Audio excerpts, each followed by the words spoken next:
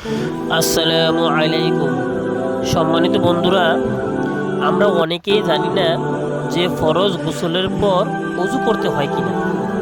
আসুন আমরা জেনে নেই ফরজ গোসলের পর অজু করতে হয় কিনা।